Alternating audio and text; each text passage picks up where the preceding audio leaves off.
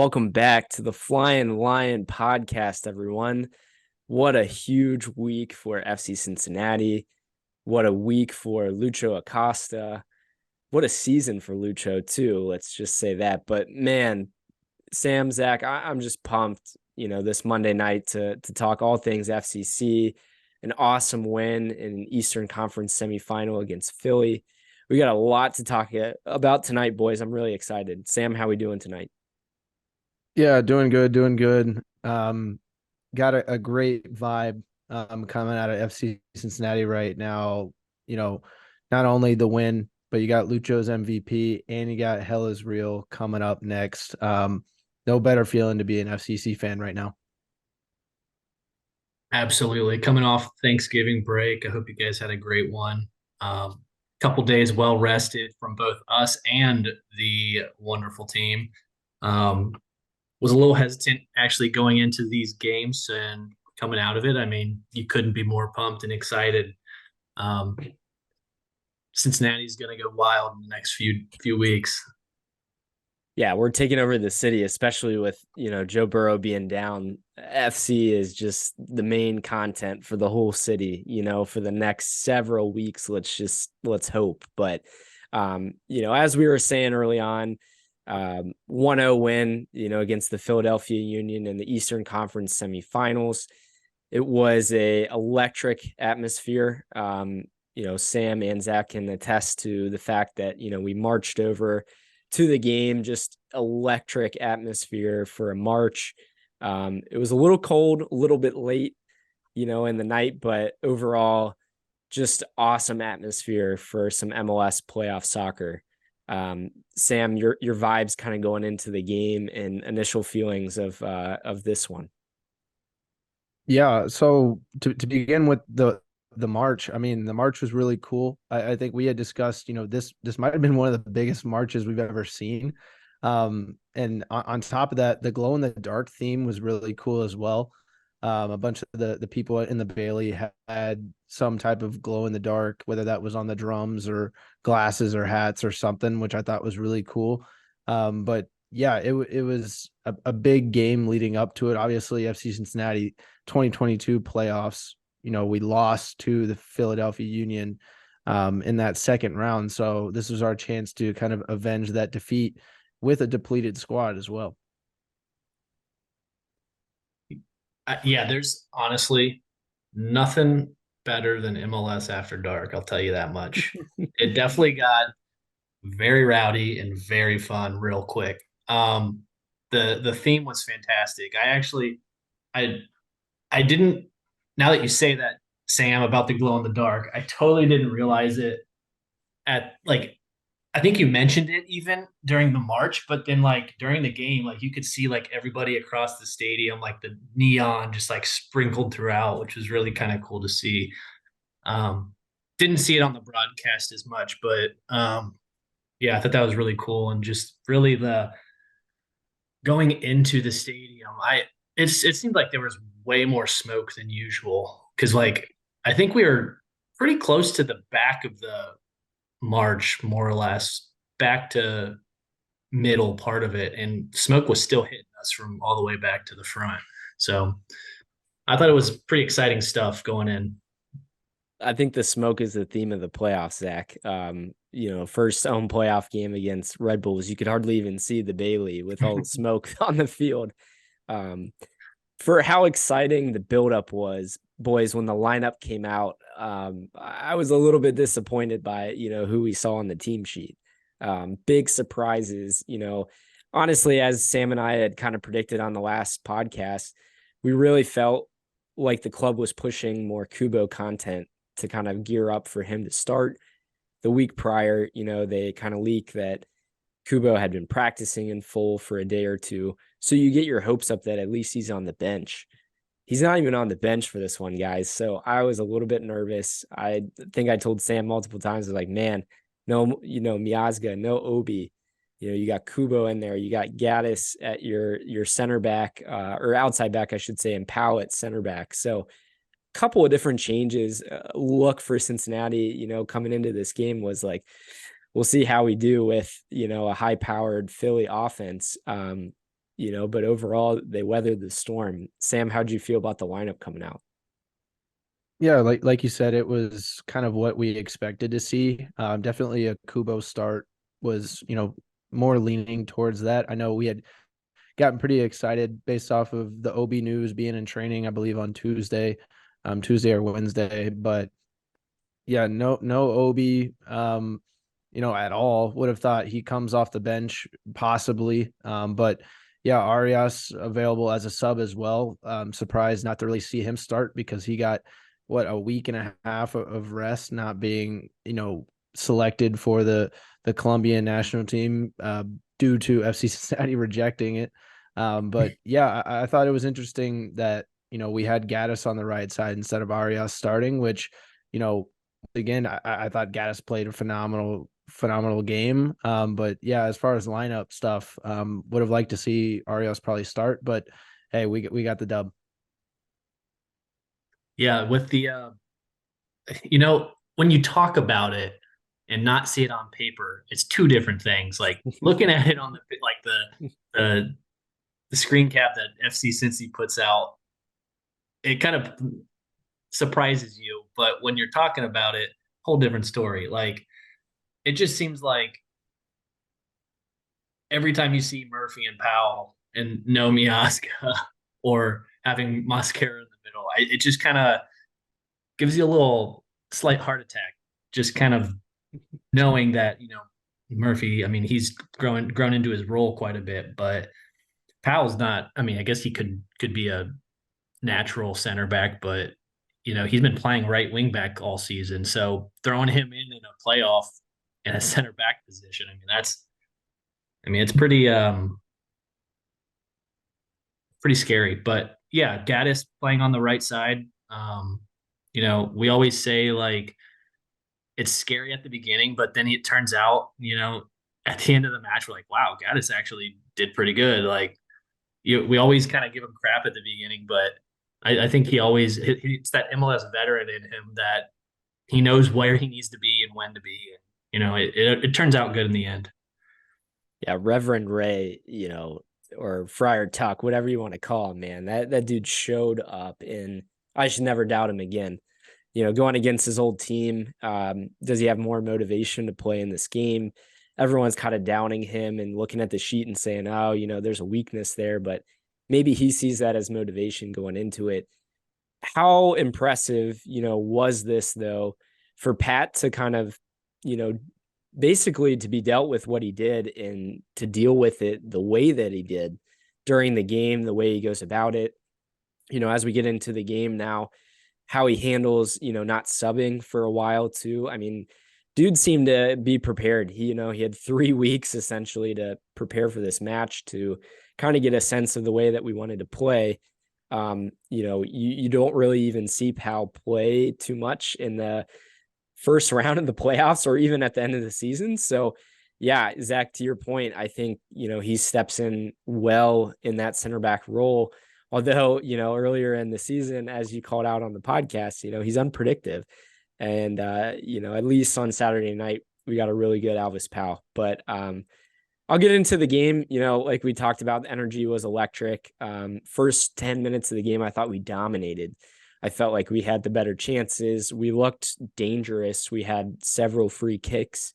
Sam, Zach, I'm sure you could attest to this. This is the loudest I've heard the Bailey sound in a long time. I felt like it was rocking, which kind of led to that momentum going on, early on in the match. And eventually that led into a chance in the 13th minute for Vasquez to get one close on Andre Blake. But Sam, what did you think early on? From the vantage point that I had for the Barrial free kick, I think you're talking about is I think he curved the ball a little too much because it just kept going and going and going, and Vasquez didn't really get a chance to get a solid foot on it on that near back post there, but it also went over Lucho's head, which I thought was really funny too. But yeah, that was definitely one of the first chances of the game right there to put it away and put us on the board.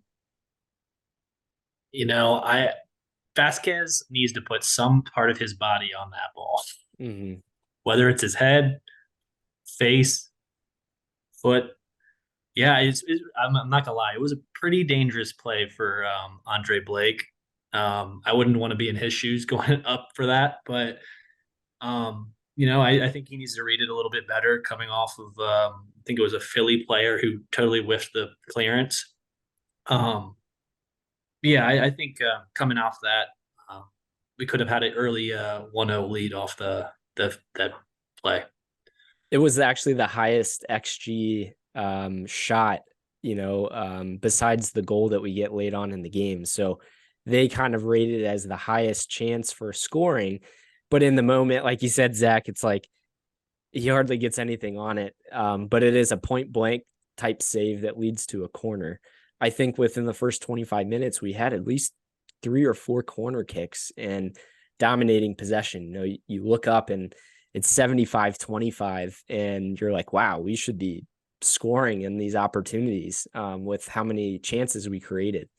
It kind of comes down to a point that 34th minute, the other kind of close chance that we get is a Bupenza long distance shot that Andre Blake has to put, a good save on. But how many times do we see guys where, Lucho cuts in onto his left foot and you're just asking for him to shoot it, or Kubo, on a 1-2. And we created a lot of those chances, but just didn't seem to get the final pass right, or, to have the open chance to even shoot it. Like I think, Zach, if you remember, I was talking to you and I said, man, these guys just need to like get it out from under their feet. They seem like they're half step off from shooting it. But you made a good point. You're like, yeah, they're there. They just don't have that clear opportunity to shoot it. But even on the Vasquez chance, if you remember, that he has in front of goal, you just told me, you're like, toe poke it into it. It doesn't have to be a perfect shot, but just get anything on it. Doesn't matter how, and make him make a save on it. Yeah, I was gonna actually point that out. I think it was the 26th minute.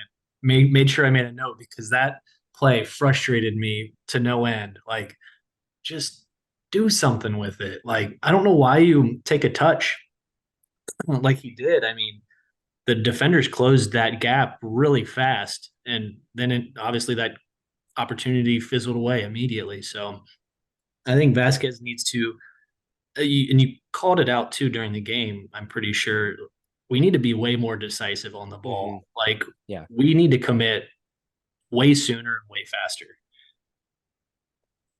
Yeah, I think that's an overall problem with United States soccer, to be honest with you, is the decision making part.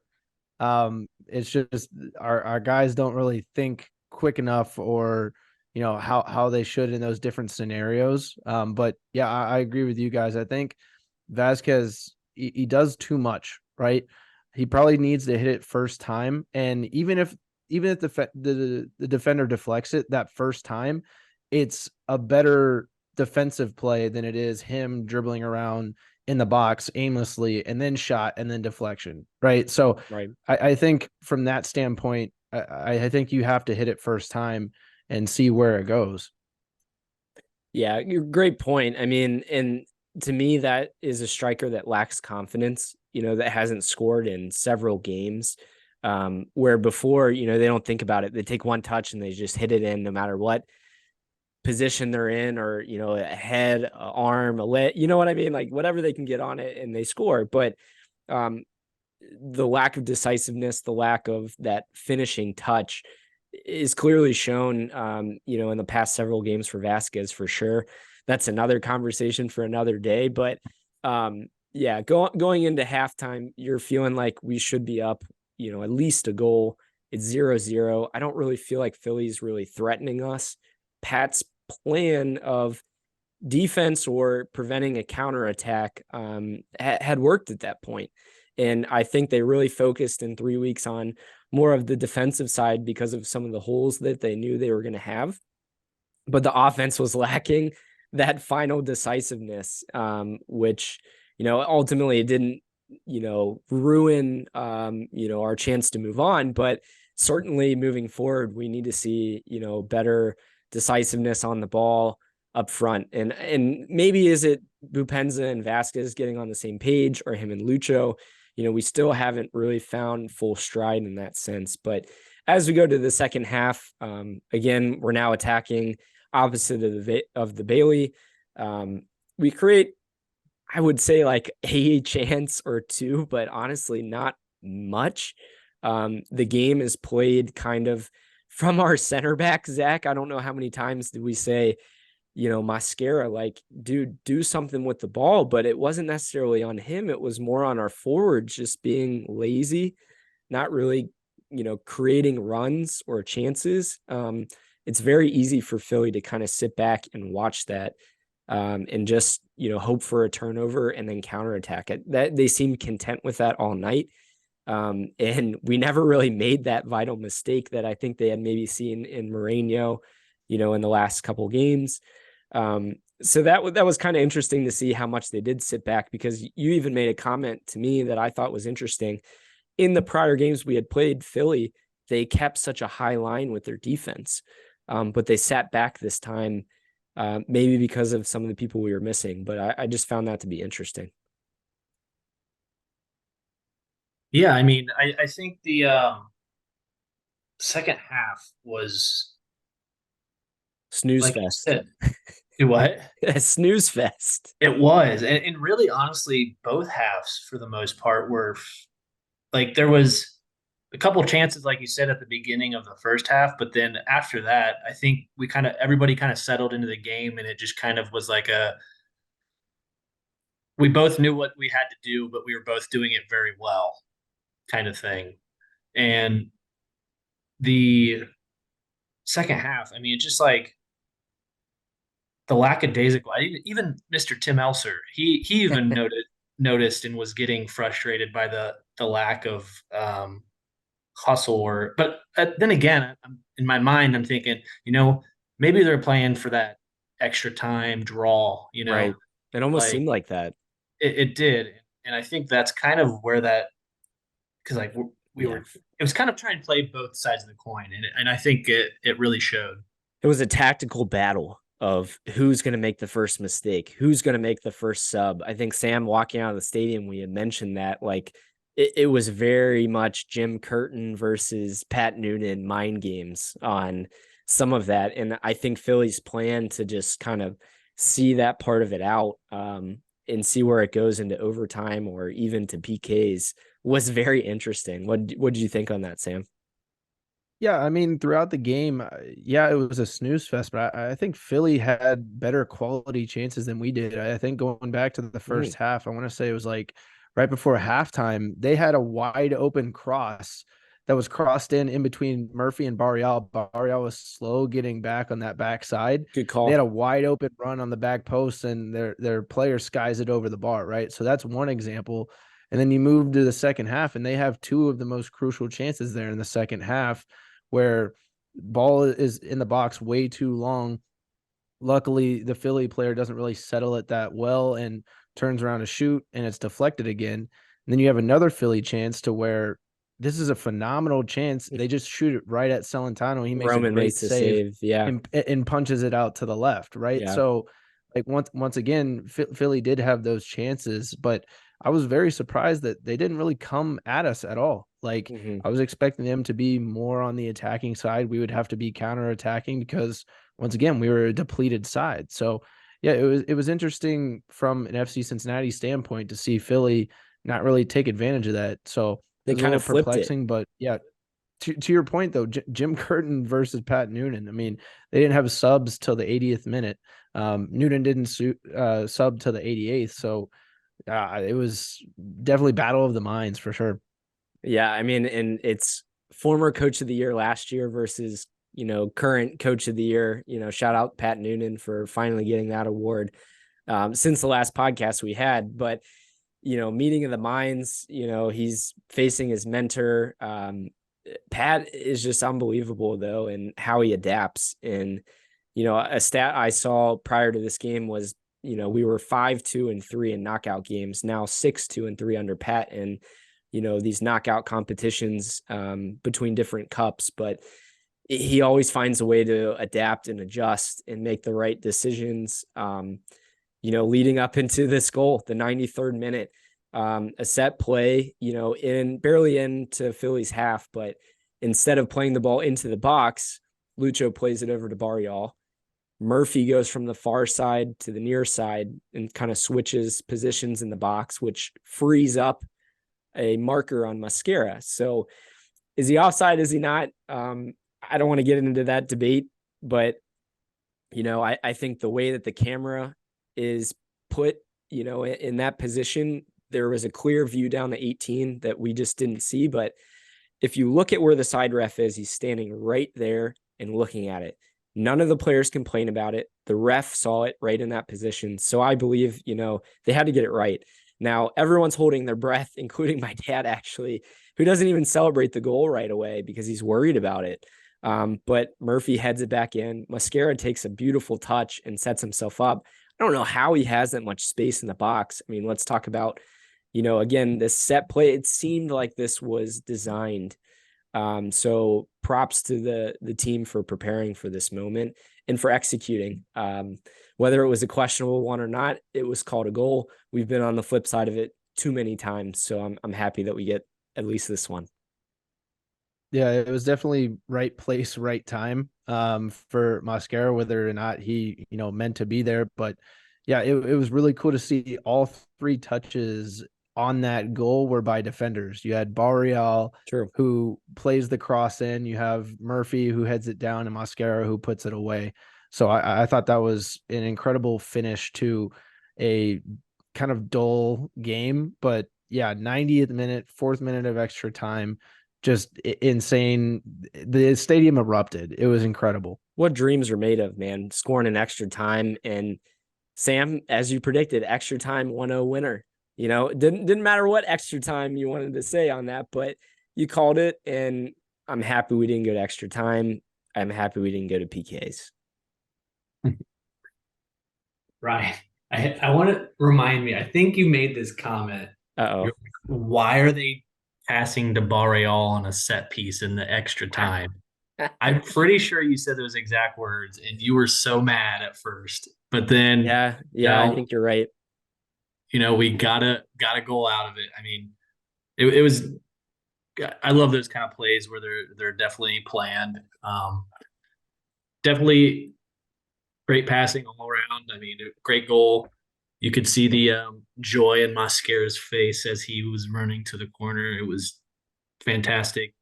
Loudest probably I've ever heard TQL this whole Yeah. season. Like, I think it was just the most or the biggest sigh of relief that I think every fan in Cincinnati had when he scored. Yeah, I mean, and you celebrate, and luckily it wasn't like held back celebration necessarily. It was a little delayed because of this review, and you're kind of like, all right, come on, guys. Like, they're already starting to do the sha-la-las in the Bailey, but we're still held up for review. But let's talk about his little dance in the corner there and in the home run swing. He was channeling some Reds players with that. Mosquera's got some flair. I think Sam's going to get into it later, but with the MLS possibly opening up a fourth DP spot or designated player, do we consider talking to him about coming back? The dude has just been incredible. So that's a little sneak peek, but very happy that we had him this year. What a year he's had. Questionably, in my mind, the best loan inbound in MLS history. He's not a formal FC Cincinnati player. He's a Wolverhampton Wanderers player, but he's here with us for this season, and man, has he had a year. Yeah, I think final whistle blows and you could see the emotion, right? Miazga's running on the field to hug the players. Lucho's family runs across the field to go hug him. He's crying, like everybody's hugging each other and so happy. It was such like an emotionally draining win for everybody, and it was exciting to see that on the field. I mean, yeah, good call on that, Sam. I think when you get to these matches, like every win seems like an absolute strenuous battle, and overcoming that at the end of the match and coming out and winning is just like so fantastic. Like just seeing the pure raw emotion from the players, the fans, and everybody, and it's just great to see. I think for all that they have gone through in the past 3 weeks too, it had been a while since 40. they played in a game. So they were pretty pumped, especially against a Philly team who knocked us out of the playoffs last year. So for us to do that, was crazy. I'm just excited, building on the excitement. We get some huge news today about Lucho becoming the MVP. What an honor for our captain, definitely build the statue type moment now. He led the MLS in goal creations, that being with 17 goals and 14 assists, multi-goal games. He led the MLS in that as well. Just an unbelievable player. Lucho's just blossomed into unbelievable person and captain. Like you guys said, the emotion kind of poured out. And just to kind of hear him talk about how much the city means to him today, he's forever, one of our own. And I'm so proud to say that he's the 2023 Landon Donovan MVP. What a player, what a season for him. Yeah, definitely. What a season by Lucho. So deserving. Like you had mentioned, 32 games played, 31 goal contributions. Like that's insane, right? And I really do think this season he really played inspired, mainly due, in my opinion, to Argentina winning that World Cup. In December, after that World Cup, Lucho in his mind probably goes, okay, like I got to put it on not only for my career, but also for my Argentinian roots. And he kind of wanted to show not only he the best player in the MLS, but he's also one of the best Argentinian players in the world. And I think he definitely showed that.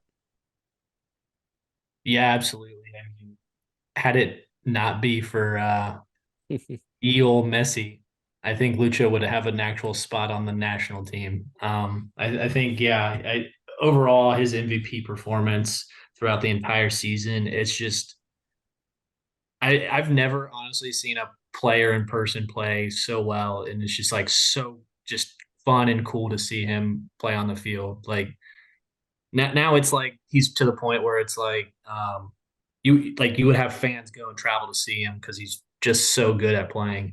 Um, and like you said, all the stats that you guys are pouring out, and that the front office with their media videos of that, like the Lucho um, MVP with the team and the family, and like man, like how could you not cry watching that thing? That was Right. like that was like one of the best videos they've put out so far. Props to him. Underrated moment too, that his son was wearing the same outfit as him. I mean, just Hilarious. it just tells you like the kid looks up to him. And I mean, I don't blame you, Tino. Like you have an unbelievable dad. He's definitely your idol, even more than Messi at this point. Like just so cool.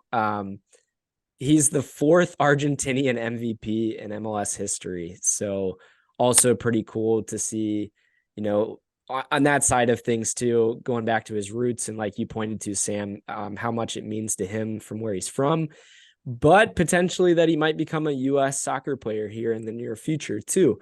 But boys, I think this solidifies him as statue worthy at this point.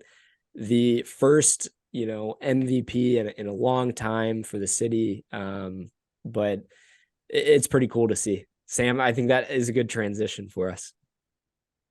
Yeah, good transition into the trivia of the week before we take a break here. But trivia week is going to be with FC Cincinnati becoming the third major sports team in Cincinnati to have an MVP. How many MVPs has Cincinnati had in its history, including Lucho's? You want me to start? Yeah, we'll go Ryan and Zach. I want to say three, including Luchos. I'm gonna be Good.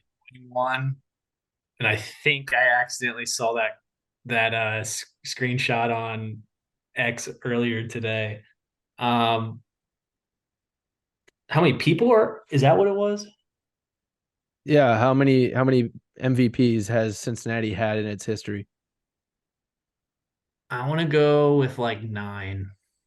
Whoa. All right. All right, so Ryan, you locked in 3, Zach locks in 9, and we'll give it away in the second half. So Agility is a technology-driven soccer training facility. So we offer 6 facets of training. That would be Tech Touch with ball launchers that work on your first touch, the TSZ, which is the ESA equipment and working on decision making. We also have a circuit. Circuit training would be taking the ESA equipment to the next level. It's kind of like a soccer obstacle course. Then we offer neuroscience training with our reflection tools, working on processing things a little bit faster, hand-eye coordination and such.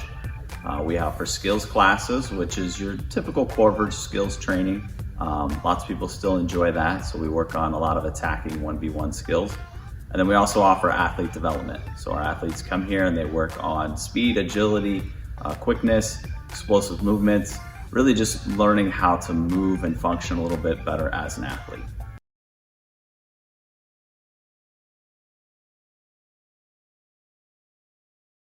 Welcome back to the Flyin podcast. Thanks for listening to our sponsor there. We've had a awesome week for FC Cincinnati between MVP announcements, a huge win in the Eastern Conference semifinal, and then a huge upcoming game against the Crew. I'm pretty pumped for what's to come. But before we get into some of that, boys, I got to hear your cards of the week. So Sam, I'll start with you. What was your card of the week? Yeah, so my card of the week, I could have gone with a couple, but I decided to go with the VAR around the world as my card of the week. Unfortunately, the past couple weeks, months, etc., VAR hasn't really been the best, and unfortunately, it's not really going to go anywhere.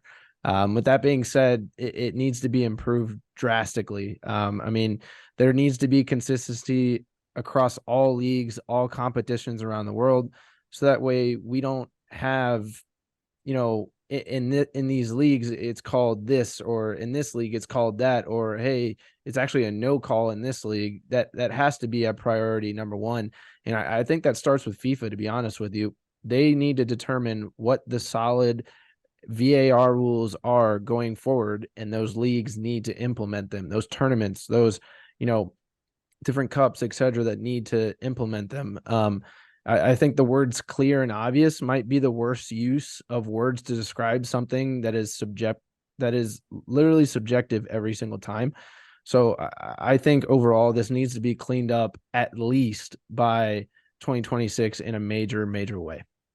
Yeah, that's a good call, especially like on this game. Like if you look in the Premier League, they use the lines, like the player technology lines to at least get, the position of the player right. But in the future, it sounds like the Arsene Wenger rule might come into effect of, if there's a full body length ahead, that's considered offside. But you're right, the VAR, video assisted review system, needs to be standardized. There's still competitions that FC's in that, isn't using VAR even.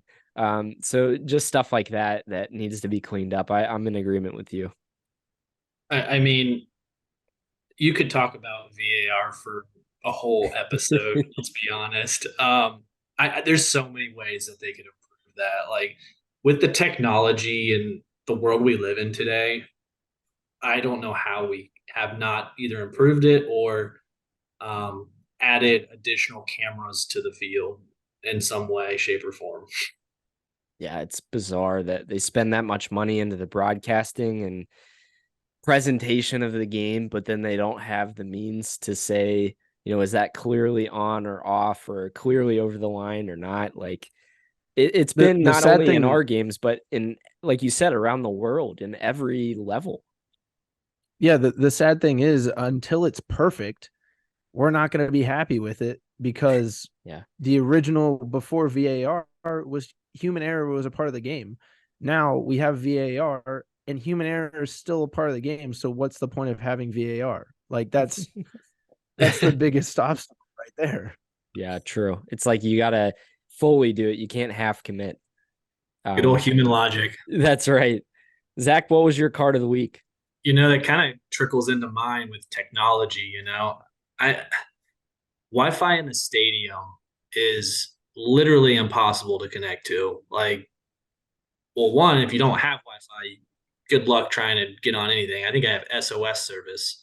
So I don't even think I can maybe get the 911 call. But, you know, you try to, FCC tries to do this thing with this cool app and with connecting it to get some lights and it looks beautiful, but then you go and you use it and it doesn't even connect. And, like I think I was telling Ryan, like I had it work. I finally got it working. And then at the end of it, it tells me, oh, by the way, you can't save this picture because for some reason it wasn't approved or privacy or whatever. And I have to go into my settings. So I pretty much lost the entire video that I took of the like entrance and all the fireworks and everything. So it's like, I feel like Wi-Fi, if there was Wi-Fi, you could easily do things, send tweets. We could live tweet during the games, like all this stuff that I wish we could be doing. Can't do it. Very frustrating. Yeah, it almost reminded me of like the US Mexico game, and the connectivity was terrible then. But the SOS thing, I just wanted to make like a side joke and say like, shit out of luck, essentially, and for Philly, right? Because they were SOS, right? But no, the light thing was frustrating because I had it all prepared. I had it ready to go to record. And then it doesn't even load up. So at the beginning, I just recorded it with my phone instead of doing the light thing with it. So there's some kinks to be worked out for that. I think you would say that would be a yellow card. Is that fair to say? Oh yeah, that's fair. It was frustrating. It was an annoyance. Definitely wasn't. It was cool to see. I mean, I like the idea of it, but yeah, it was very frustrating.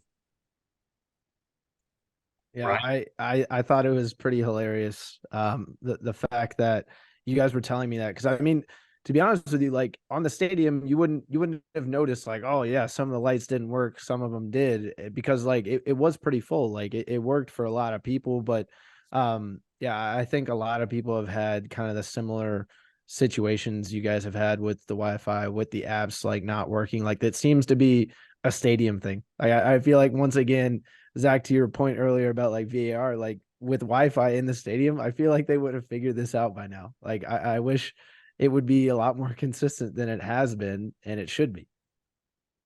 Yeah. One other thing I wanted to just point on, I think in the off season we can have a full. We're going to be running thin for content at some points, but let's have a conversation about TQL on things that we can improve upon. Let's get some fans in the concourse. Let's get better Wi-Fi. Like there's a lot of things that I think they can improve upon for future episodes. But my card of the week is going to be a yellow card to the MLS for these playoff start times. 8:00 time is announced, but the game doesn't start until 8:30. Maybe are they delaying it because of the game prior? I could see the validity of that if it was just one, stream that's available, but you have two separate streams for these games, so you can simultaneously play both of them. Why not just have the game when you decide it and when you tell people that it's going to be? An 8:30 game was kind of late on a Saturday. I mean, it's not as big of a deal, but for the games last night on Sunday, like they announced, 9:30 and the game doesn't go on until like 9:50 in Seattle. So the start times, like you guys know when these teams are going to be able to play for weeks now, at least in this round, make better time for that. And for the fans, it's just kind of ridiculous to me. I think that's just like it's a sports thing. Like they always go off a broadcast rather than actual start time, and that's just the unfortunate truth there. And as long as there's TV and there's TV rights and commercials, etc., that's what you're going to have before the game in any sport. Obviously, in soccer, there's not really any time to do commercials like there is football every 5-6 minutes, but I'm very thankful for that. Or else it would be absolutely just, I would dread to watch every single game. But yeah, to your point, right? I think the moving up and down in the start times, like just tell us what time it's going to be and start the game at that time. Like it's not that hard. Yeah, I would hate if there was a commercial after every throw in. waiting there for like a 30-second ad. Could you imagine? They've No, moved up 10 feet by that point by the time they throw the ball in. But yeah, let's figure out ways to ruin soccer, guys. That should be another episode. that future one for sure. Yeah, I agree. It's ridiculous. It's like, I mean, this is all opinion, obviously. I agree with everything you said, Sam, but I hate it. Like, it's the worst thing ever. Like, why do we gotta appeal to these broadcasting companies? It's frustrating. I get it. Yeah, and soccer, especially like you said, Sam, I didn't even think about it, but if you announce a start time, well, then you can get all these commercials because during the game there's no advertisement, and you see all the on-field ones or surrounding the field, but that's about it. You don't really get any other breaks in the action. But on the flip side, let's move on. Let's go the good way. Let's do some jersey swaps, boys. Sam, what was your jersey swap of the week? Yeah, I mean, last week my future jersey swap of the week was Mosquera, so I had to make him my jersey swap of the week this week, right? Only had to be. But I'd like to start off by saying this dude is 22 years old. He put the FC Cincinnati defense on his back and carried this team to victory. He was called to be the pillar of our back line, and he answered that call emphatically. And we saw his athleticism. We see from him all the time with the chase down tackles to, a save, probably a goal scoring chance there a couple times. And this game, he also added a cold-blooded finishing to his list of things that he can do and that he has done for this team this year. And to Ryan's point earlier, 4th DP spot, ? An emphatic yes. I think we can all agree on that. No, I actually, it's funny you say that, Sam. I want to say it was this game that I think he made a run all the way to inside the 6, maybe with the ball, or maybe I don't know. For some reason we were like, why the hell is Mascara like all the way up here with like offense? Like, shouldn't that be a striker? I guess he plays 2 roles this game. I mean, heck, played phenomenally. Yeah, unbelievable performance by him to dominate, in the back and control the back line. You do have some veteran players next to you, but let's be honest, he's the anchor. He's the one that's making those final challenges. He's the one that's winning all the aerial duels. I think, like I mentioned earlier on in the podcast, he is the best lone inbound, in MLS history. Tweet it out. Find me another one that's better than him. Look at how meaningful he's been for our back line. Without him, you have the defender of the year, but Mosquera is the guy that, is athletic, fast, and can chase these guys down and win duels in the air. And now, like Sam said, he can score. Not to mention he was playing some dark arts with Carranza there at one point too. He does get shoved, but he was definitely trying to draw a second yellow. So Mosquera does a lot for the team, and I'm going to miss him if he's truly gone next year, but I'm hoping a 4th DP spot, maybe we can make something happen. That would be pretty cool. Be a good call by us if that does end up happening. But Zach, what was your jersey swap of the week? Yeah, I think, this season's come full circle for Powell. I know we always kind of knock on him here and there, but he always comes through when he gets put into the important and crucial roles, especially on Saturday when he played. Was it right back? Center back. Right center back. Thank you. Yeah, we expected him to play right wing back or something like that of the here there, but like, yeah, I mean, he was every minute it seemed like he was being fouled, pushed on the ground. Like, I think there was a stat, he was fouled 7 times, so he had the most fouls on any team that night. So that really is important too, because it really kills the momentum from Philly and kind of slows the game down, and that gives us a chance to kind of get possession and kind of reorganize and whatnot. So I think that's really important when playing a team like Philly. Definitely had the most duels in the game as well. He had 9 versus, I think it was who was it? Mosquera had, I think, 3. So it was like tremendously big difference in the two. So I think he's an, like you said earlier, Ryan, he's an anchor in the back this game. I think he pulled out all the stops. He's needed when he is actually required. So great job, Alvis. I think for Philly's game plan for attacking down that side, those guys had a lot to prove. And boy, did they step up between the two of them and the camaraderie they had, the communication. I would argue that that was one of his best performances in the FC Cincinnati jersey, and really just showed that, hey, if we need him in a pinch, like Alvis is dependable. You never again know what you're going to get out of him. And you saw some of his runs forward that make you nervous, as even in the playoffs. But hey, in some moments like that, he's like, dude, I'm sick of just passing the ball forward. I'm going to dribble it up. I'm just going to show him what I got and give him some, Jamaican flair. So I actually kind of love to see that in this game. That was honestly kind of boring to have him being spontaneous. That was kind of cool. Yeah, absolutely. I mean, Yeah, it's nice seeing the Gaddis Alvis, and it was a complete and pleasant surprise. Yeah. There, Sam. yeah, I thought Abbas played really well. This back line played so much better than I think people probably would have expected.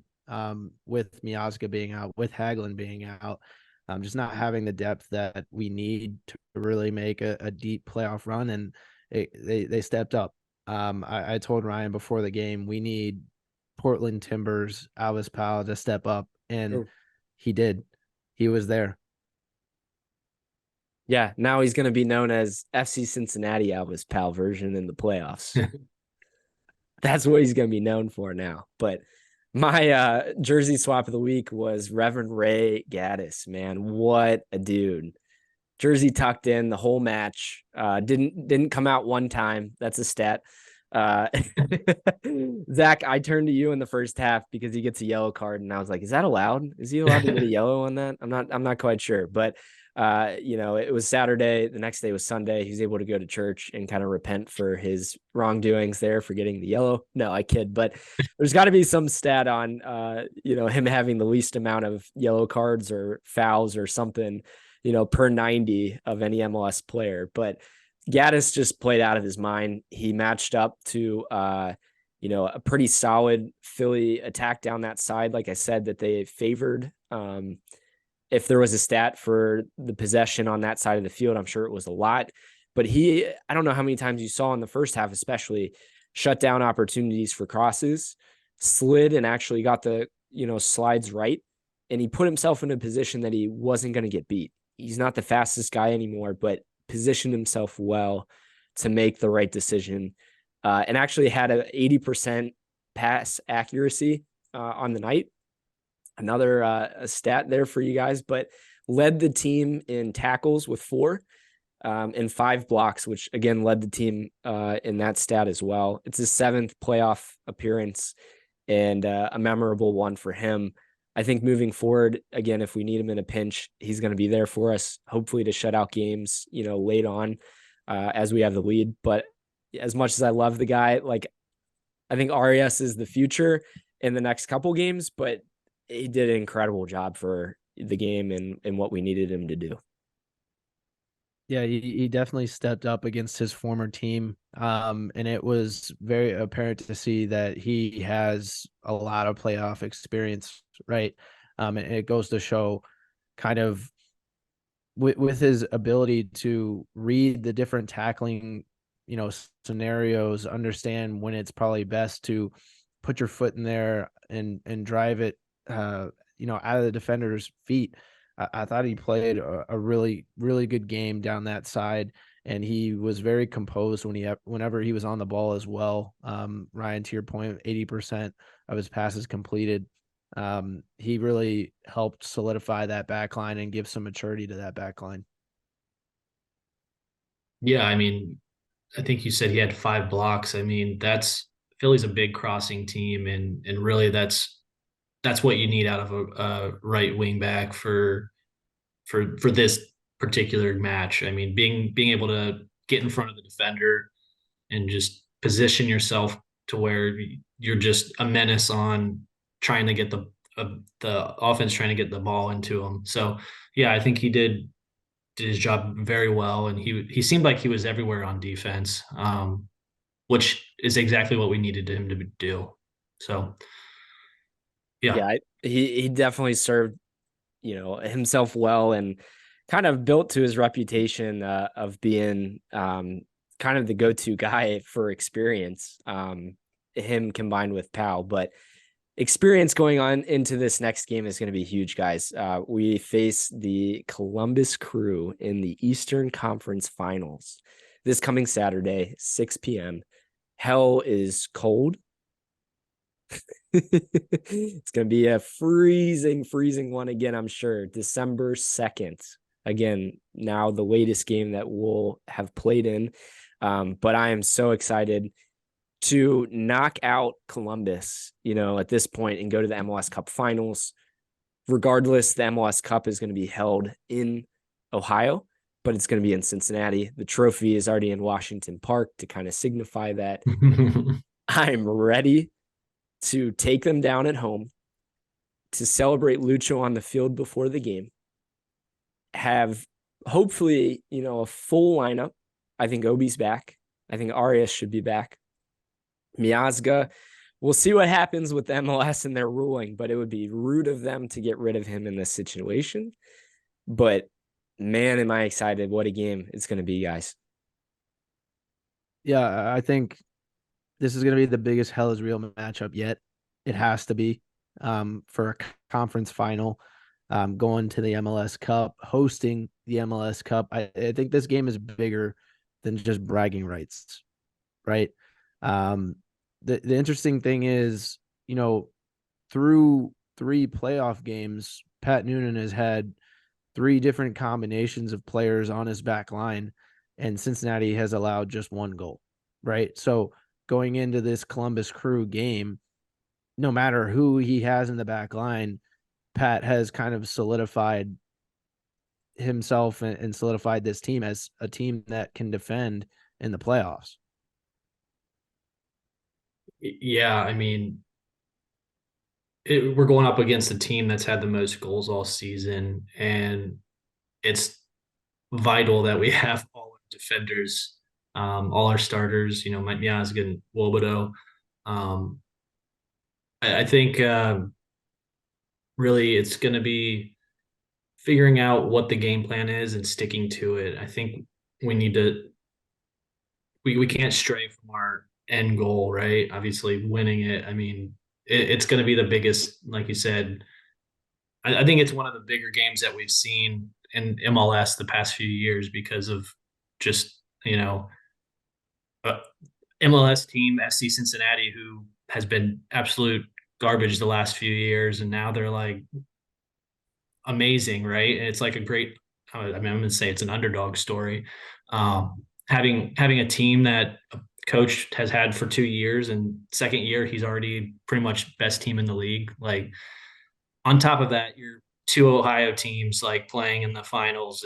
It's how is it not going to get national or even international like news, right? Like I think it's going to be trending on X or whatever you want to call it. I think it's going to be really cool to see. Be a lot of emotion, a lot of energy. I hope we don't get too caught up in the moment. That's the thing that worries me, is that we keep our composure, we play our game, we don't get caught up into whatever they want to do, but that we actually dictate the game. This game, we kind of just were there. We were not, necessarily just happy to be there. You could see that in the first 15, 20 minutes, we did kind of set the tone, but against this team that we're about to play, you have to not only dictate the game, but you have to capitalize, and Baji in the first home game that we had against the Crew did that. And Lucho fed off that emotion and scored early, scored quickly, and took the lead. We kind of let it slip and then came back and won 3-2 at home, in that game. But we have to be more decisive up front. That is the bottom line, because the Crew's weakness is their defense. They can score a lot, but they tend to give up, some as well. And to me, that would set the tone more than anything. That put in one big tackle by Obi to kind of set that tone of how we're going to play and dictate that game. And let's get, it goes back to me for Vasquez when he was kind of losing his confidence early on in the year. You see him put in a hat trick against Chivas, right? And kind of show that he shows up in big moments. Man, what a time would it be for him against the Crew just to dominate this game and really set the tone of things. That would be sick.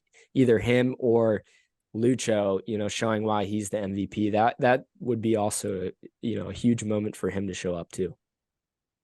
For this next lineup, though, you had mentioned Baji. Do we go once again with the Baji starting and Bupenza comes off the bench? Because Bupenza wasn't terrible this past game against Philly, but my goodness, he was kind of, I would say Vasquez did a better job up top than Bupenza did. And it was frustrating to watch Bupenza play because he kept giving the ball away, doing silly little things. So having that maturity up top with Baji, do you guys agree with that? Having Baji start and then Bupenza comes in later again? I might have to agree with the physicality in this game. We might need him if he's healthy enough. I think that he might get a look at that, but with Bupenza starting this last game, I don't know if they go away from that. Just keep continuity. But it didn't seem to really work. So do you go back to the drawing board? Yeah, it's a really good question, Sam. I think is Pat going to do the kind of play chicken, where who's going to do the first sub kind of thing, or is he going to try to get fresh legs 60, 70th minute to try to, kind of put it to them and get the win instead of having to play through extra time, right? I think our bench has a bit more depth than Columbus, so maybe they will try to play a little bit more on the extra time route. I mean, obviously we want to try to score, but if push comes to shove, I think playing through extra time is going to be more beneficial to us than it would be for the Crew, in my opinion. I think one thing to look out for that I think all can agree on is that Bupenza was being kind of lazy with his passes in this past game. Back heels, flicks, that you can't make mistakes like that against Columbus, who's going to slam it down your throat quickly because of how fast they are in the attack, how they get the ball wide and cross the ball in. He can't be losing the ball. So for him and Vasquez to hold the ball up and retain possession is going to be huge, where I think Baji actually does a better job at that, as we saw in the first home game against the Crew. So Sam, great shout. I think that would be interesting to look out for. And another thing that I wanted to kind of bring up is who pulls the sword now. We had Rose Lavelle, shout out Rose Lavelle for awesome sword pull in this past game, but how do you top her now? In my opinion, it's going to be Ledesma. That would be incredible to have him. Let's just set the tone going into this huge game and get everyone fired up. Sam, who would you have? Yeah, I mean, I was almost wanting to say have Rose Lavelle pull it again. I mean, considering she got us a win in the conference finals, but given that we got to pull somebody new, I mean, I was trying to think of the amount of people that we have that have had success against the Crew in our history, and thinking of the people of significance. And I was thinking of somebody we mentioned earlier in the year talking on the podcast when it came to the Crew, and that's Bobby Edwards.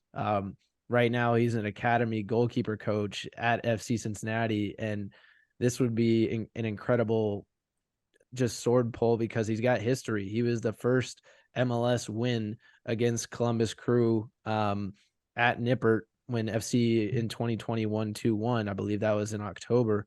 But yeah, Bobby Edwards gets the win and only has one goal conceded against him, and so I think he would be a great pull. Man, I didn't put that much thought into it, Sam.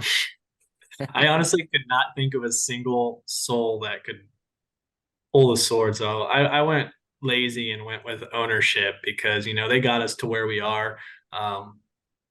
Wasn't much thought into it. I was like, I don't think they've done it yet, so I'll just put the ownership down. So I went with them. Which would kind of be a slap in the face that it says like our ownership put commitment into this team, but the crew had to switch their owners because they tried to get rid of them before. That would be funny. Or if they got the Austin owner to come back and pull the sword for FC.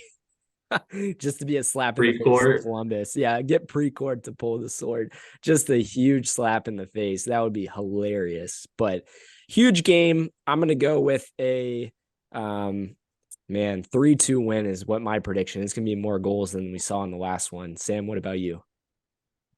Yeah, I'm gonna go 2-1 on this one. We'll keep it in 90. Dang it. I was gonna say that, Sam. You know what? I'm going to go one better and do 2-0. We're going to do another clean sheet. It's going to be an awesome game. We're pumped for Hell is Real Part 3 this year. Sam, you got to give us our trivia question answer before we head out. Yeah, so back to the first part of the pod. Trivia of the week was with FC Cincinnati becoming the third major sports team in Cincinnati to have an MVP. How many MVPs has Cincinnati had in its history, including Lucho's? The answer is 15. Whoa. The Reds have had 12 MVPs. The Bengals have had 2, and FC Cincinnati now has 1. Wow, that's awesome.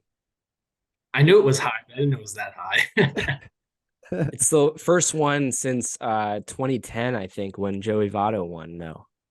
Yeah, the thing also to note is the Reds have had multiple players win MVP. So I believe Joe Morgan has won it twice. So just counting MVPs in general. Nice. Well, I mean, let's hope that, we can celebrate Lucho on the field. It would be awesome to have, this tifo that says like Lucho slays everyone.